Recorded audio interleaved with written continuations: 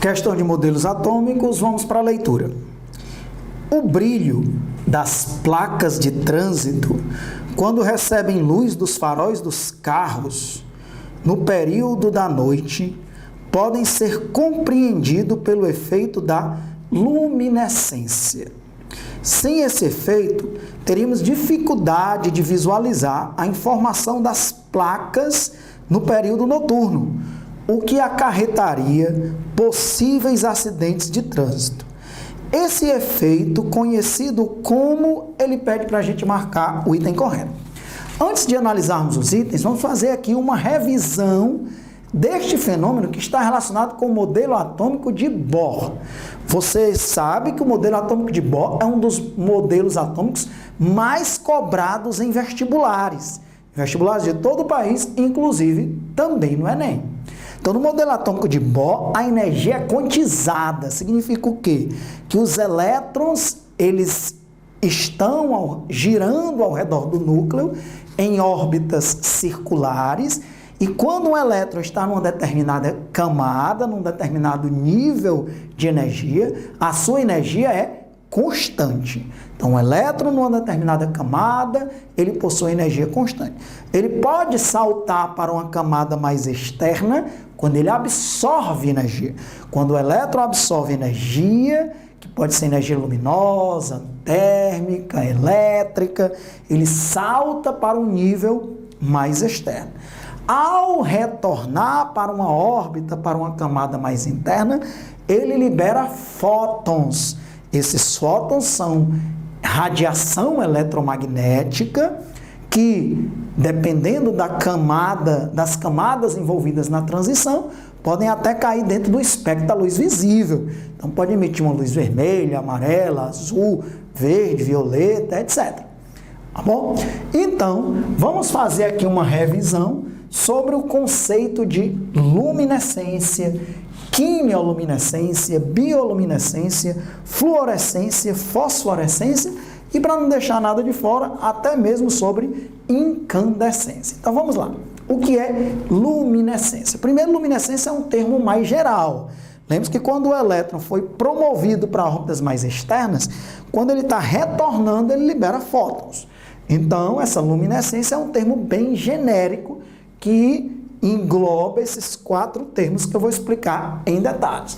Então, luminescência, após o elétron ter recebido algum estímulo, como luz, reação química, reação térmica, radiação ionizante, energia elétrica, e ele ter saltado para uma camada mais externa, ele, ao retornar, vai liberar fótons. Então, isso é a luminescência, é um termo bem genérico. A luminescência, ela pode ocorrer com reação química e sem reação química.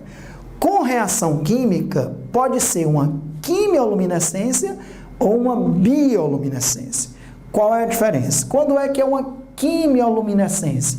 Quando essa energia é liberada, ocorrendo uma reação química. Por exemplo, a reação que ocorre entre o luminol e o peróxido de hidrogênio, que é o H2O2, que pode ser encontrado, por exemplo, na forma de água oxigenada. Então, quando você coloca luminol e água oxigenada, há uma reação química e há uma liberação de luz.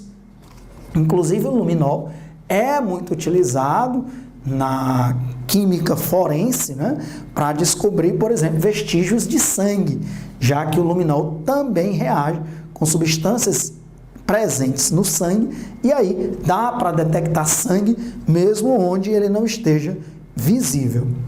Se essa reação química ocorrer em organismos vivos, como por exemplo a reação que ocorre nos vagalumes, em algumas algas marinhas, nós temos aí uma bioluminescência. É também uma reação química que está ocorrendo, só que é no organismo vivo, é uma reação química envolvida em um processo biológico de um vagalume, de uma alga marinha.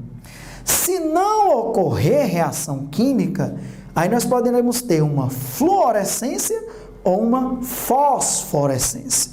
Qual é a diferença? Na fluorescência, O elétron recebe algum estímulo sem reação química, salta para camadas mais externas, e enquanto estiver havendo estímulo, elétrons estão indo para camadas mais externas e também retornando para camadas mais internas.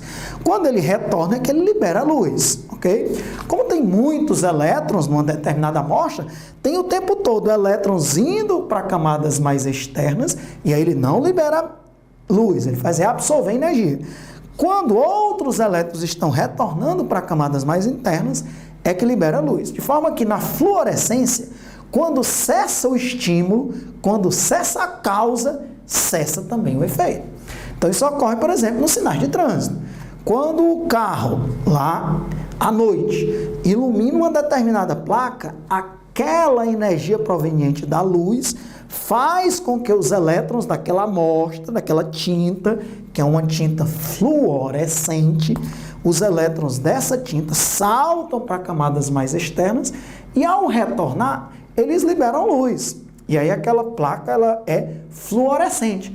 Mas quando o carro passa pela placa, que não tem mais o estímulo para fazer os elétrons saltarem para os níveis mais externos e depois retornarem para os níveis mais internos, cessa também o efeito. A placa não vai mais ficar iluminada, porque essa transição demora frações de segundos. Os elétrons que vão para as órbitas mais externas, em frações de segundos, retornam para as órbitas mais internas. É lógico que enquanto o carro estiver iluminando a placa, outros elétrons estão indo para camadas mais externas e retornando o tempo todo. Numa determinada tinta existem mols de elétrons, então uma grande quantidade de elétrons indo para as camadas mais externas, de muitos também mols de átomos que estão lá, e retornando para camadas mais internas. Mas o importante é dizer que quando cessa a causa, cessa também o efeito. É a fluorescência. Mas existe também a fosforescência, que a emissão de luz continua por algum tempo, que pode ser por alguns segundos e até por alguns minutos, mesmo após ter cessado a causa. Então, nesse caso da fosforescência, a substância que está lá, quando o elétron salta para camadas mais externas, ao retornar, eles vão retornando lentamente, porque eles existem nessas amostras estados estacionários que a gente chama de estados metaestáveis. Eles são mais energéticos, mas eles têm uma certa estabilidade. Então, os elétrons vão retornando, mas vão retornando lentamente. Como eles vão retornando lentamente, essa emissão de luz, já que existem muita quantidade de átomos e uma grande quantidade de elétrons, vai ficar emitindo luz por muito tempo. Por exemplo, isso ocorre com o ponteiro de relógio, né? Você está aqui, ok, é à noite, está no seu quarto, você olha os ponteiros do relógio, apaga a luz. Você apaga a luz, mas continua vendo as horas. Você não precisa ficar desesperado, de olhar desesperado. Não, aquilo ali vai ficar iluminado por alguns minutos. Você vai continuar alguns minutos, 15 minutos depois você olha e ainda consegue ver os ponteiros e dizer a hora. Porque aquela tinta que pintou os ponteiros do relógio é uma tinta fosforescente. Tem uma grande quantidade de átomos ali naquela tinta, uma grande quantidade de elétrons, eles saltam para as órbitas mais externas e vão retornando lentamente. Do mesmo jeito, o interruptor da luz. Você apaga a luz, aquele interruptor você consegue enxergar ainda. Se ele for pintado com a tinta fosforescente, você consegue ficar enxergando aquele interruptor por alguns minutos. Deitou, quer levantar da cama, consegue ainda enxergar o interruptor para ligar novamente a luz. Alguns enfeites de quartos de crianças também, né? Que ali tem aqueles enfeites em cima da cama, no teto. Quando apaga a luz, eles continuam lá, são pintados com tintas fosforescentes, eles continuam iluminando o ambiente e as crianças conseguem enxergar aqueles enfeites, estrelas, nuvens, alguns personagens por algum tempo, porque são tintas fosforescentes. Então, a diferença entre a fluorescência e a fosforescência é que na fluorescência, cessada a causa, cessa o efeito.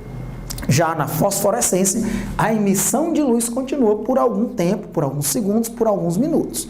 E para não deixar nada de fora, como eu disse, eu ainda vou falar também da incandescência, as antigas lâmpadas incandescentes, aquelas lâmpadas que tinham um filamento bem fininho de tungstênio. Tungstênio é um metal de alto ponto de fusão. Então, como aquele filamento era bem fino, passava ali uma corrente elétrica, aquecia o filamento de tungstênio e ele ficava emitindo luz. Eram as antigas lâmpadas incandescentes. Então, incandescência é a emissão de radiação eletromagnética por um corpo em alta temperatura. O exemplo são as lâmpadas incandescentes com filamentos de tungstênio. Então, ele está falando aí, ó, que esse fenômeno das placas de trânsito é uma luminescência, está corretíssimo, porque luminescência é um termo bem genérico. Mas ele diz que ele quer agora que a gente diga que tipo de luminescência está presente nas placas de trânsito, que a gente sabe que é a fluorescência. Item A. Esse efeito é conhecido como fosforescência. Ele pode ser explicado pela quantização de energia dos elétrons e seu retorno ao estado mais energético, conforme o modelo atômico de Rutherford. Nós temos aí erros. Primeiro, não é explicado pelo modelo atômico de Rutherford, porque no modelo atômico de Rutherford a energia não é quantizada. No modelo atômico de Bohr, ou também de Rutherford, Bohr, tanto faz dizer modelo atômico de Bohr ou modelo atômico de Rutherford, Bohr é a mesma coisa. Então está errado porque ele diz modelo atômico de Rutherford. E tem outro erro, ele diz aí, ó, os elétrons no seu retorno ao estado mais energético. Falso. Quando os elétrons estão retornando, eles estão retornando para um estado menos energético. As camadas mais externas têm mais energia.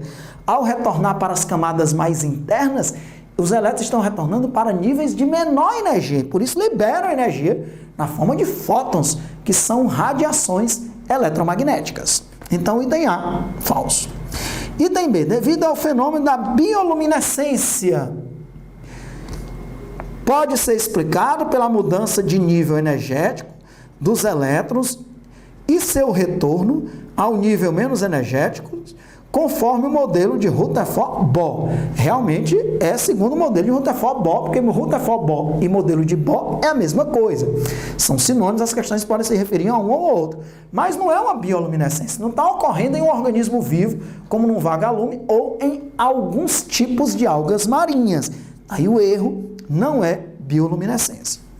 Item C. Devido à fluorescência, poderá ser correto, né? O nome está correto. Vamos ler toda a frase. Devido à fluorescência, pode ser explicado pela excitação dos elétrons e seu retorno ao estado menos energético, conforme o modelo atômico de Bohr. Se ele dissesse também conforme o modelo atômico de Rutherford, Bohr continuaria correto, porque esse modelo de Bohr, em alguns autores, em algumas questões, é citado também como modelo atômico de Bohr ou de Rutherford-Bohr. O item C é o item correto nessa questão. Realmente os elétrons são excitados e não é durante a excitação, não é durante a transição para os níveis mais externos que eles liberam energia. Ao contrário, eles absorvem energia. Essa energia é liberada quando eles estão retornando para as camadas mais internas. E aí, quando cessa a causa, cessa também o efeito, como ocorre nas placas de sinais de trânsito, é a fluorescência. Item D, luminescência. Luminescência é um termo muito genérico, né? E pode ser explicado pela produção de luz por meio da excitação dos elétrons, conforme o modelo atômico de Thomson. Falso. O modelo atômico de Thomson é o modelo atômico do pudim de passas, né? Não tem energia quantizada, não tem órbitas circulares, não tem transição para camadas mais externas e essa liberação de fótons para camadas mais internas. No modelo atômico de Thomson, pudim de passas, só tem uma partícula subatômica, que são os elétrons. Então, item D, falso.